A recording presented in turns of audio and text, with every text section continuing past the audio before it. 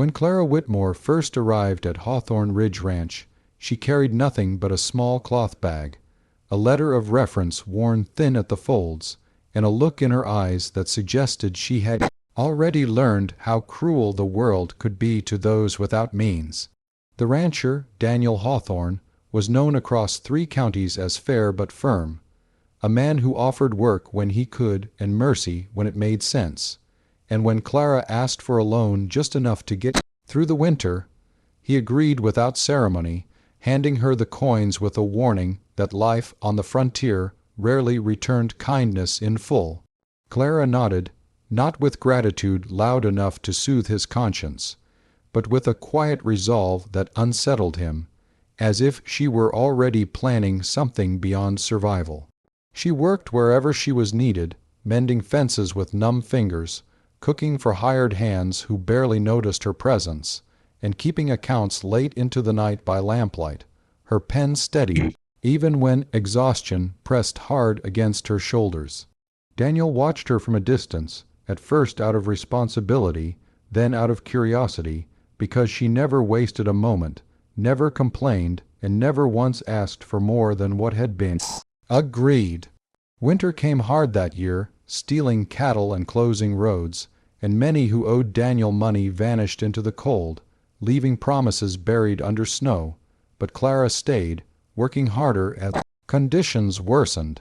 As if debt were a weight she refused to carry into another season. When spring finally cracked the earth open again, Daniel noticed something strange. Clara began taking on work beyond the ranch, riding miles to neighboring homesteads, repairing ledgers, sewing, tutoring children, and returning late with wind, burned cheeks, and a determination that bordered on defiance. He assumed she was saving to leave, and the thought unsettled him more than he expected, though he told himself it was only the loss of a capable worker. One evening, as the sun bled red across the plains, Clara approached him at the porch and placed a small pouch on the table between them, opening it slowly to reveal not just the amount he had loaned her, but more, carefully counted, meticulously wrapped, every coin clean. The interest, she said softly, meeting his eyes without hesitation. Daniel stared, first at the money, then at her, struggling to recall the last time someone had returned what they owed without being asked, without resentment, without excuse. He told her it wasn't necessary, that the loan had been a kindness, not a contract, but Clara shook her head. It was a promise, she replied, and in that moment Daniel understood that he was looking at someone shaped not by what she lacked, but by what she refused to surrender her integrity.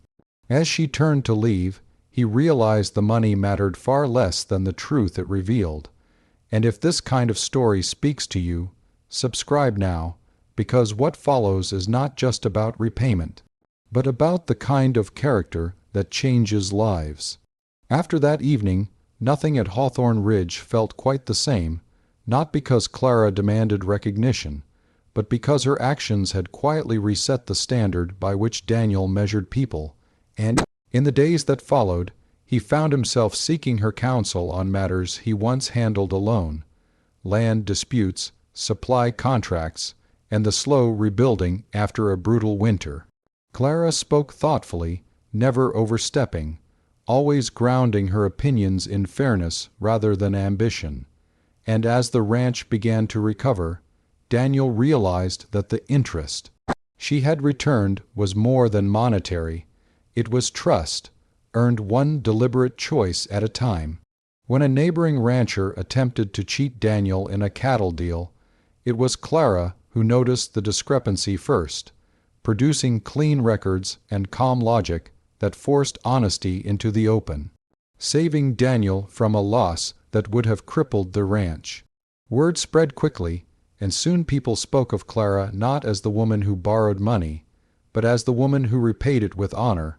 And when others sought loans from Daniel, he began watching not their desperation, but their discipline, asking himself who among them carried the same quiet fire. One afternoon, as they rode the fence line together beneath a sky wide enough to hold 1,000 futures. Daniel admitted that he had expected her to disappear like so many before her, and Clara smiled not with pride, but with understanding. She told him she had learned long ago that survival without self-respect was a slower kind of loss, and that every coin she earned was a step toward proving to herself that hardship had not hollowed her out.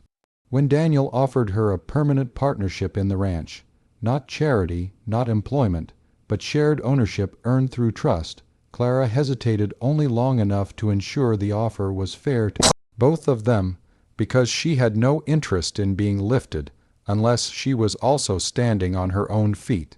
Together, they transformed Hawthorne Ridge into a place known not just for strong cattle and honest trade, but for second chances rooted in accountability rather than pity. And years later, when Daniel would tell the story to those who asked how the ranch survived when so many others failed, he never spoke first of drought or storms or clever deals.